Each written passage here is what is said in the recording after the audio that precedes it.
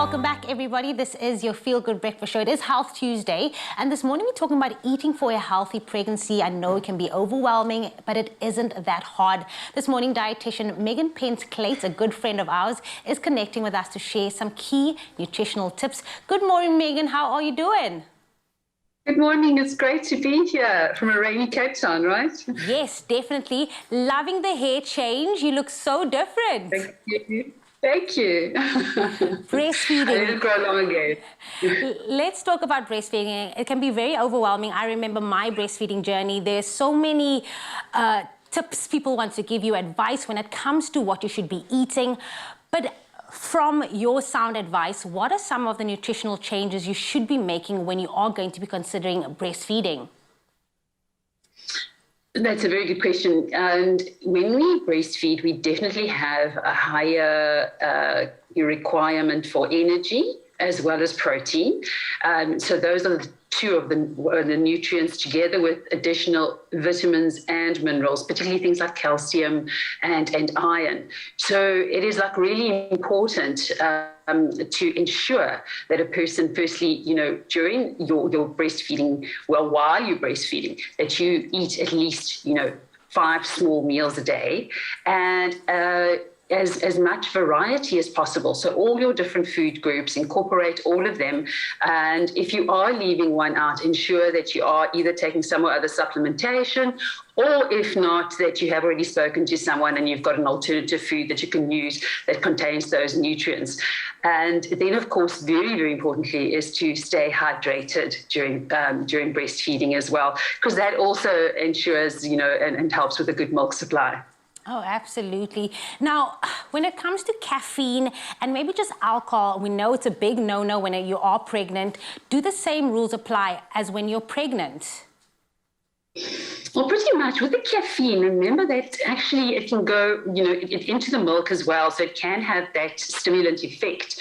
But they do say that you can have like 2 cups of coffee a day, and if you are a coffee drinker. So not too much, but it can be included.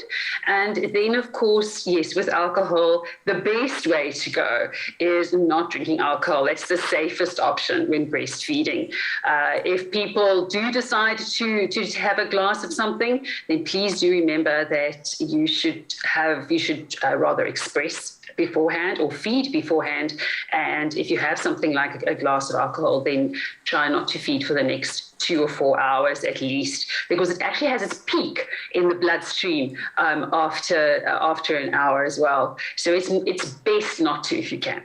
Pump and dump as you go.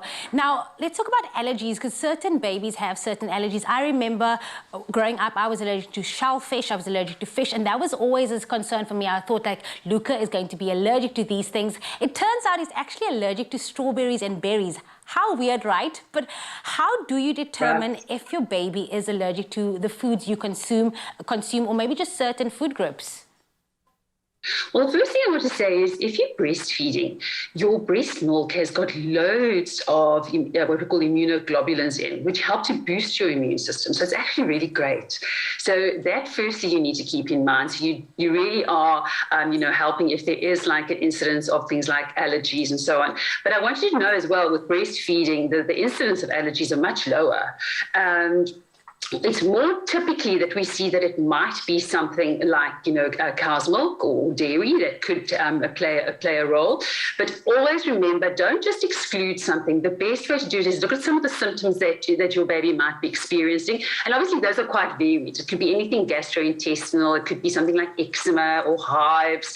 It can also be a little bit of blood in the stool, anything like that. And so if that's happening, then do consult with your healthcare practitioner and ensure that you don't just remove something, and that when you do actually consciously remove, you are looking at it by replacing it perhaps with something that gives you the same nutrition that you're needing. So that's a very important point to remember.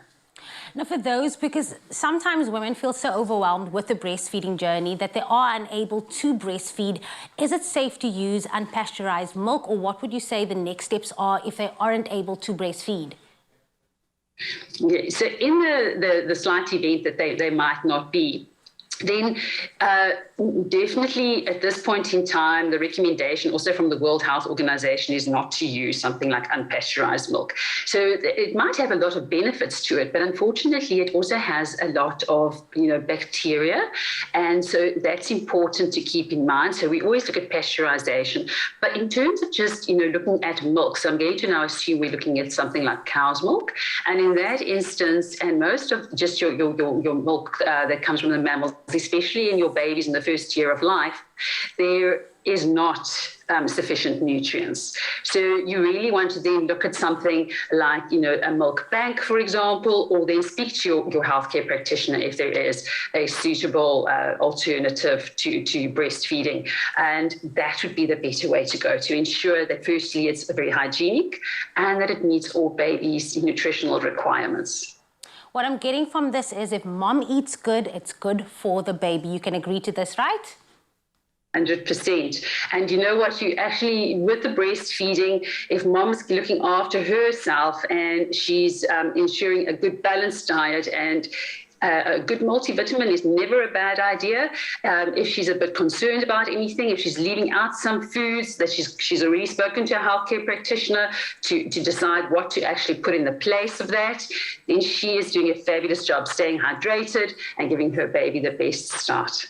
You see why we love you? Because you're always coming through with those useful tips. Megan Pensklate, thank you so much for joining us this morning and always coming through with tips that will set up our baby for success. So thank you so much.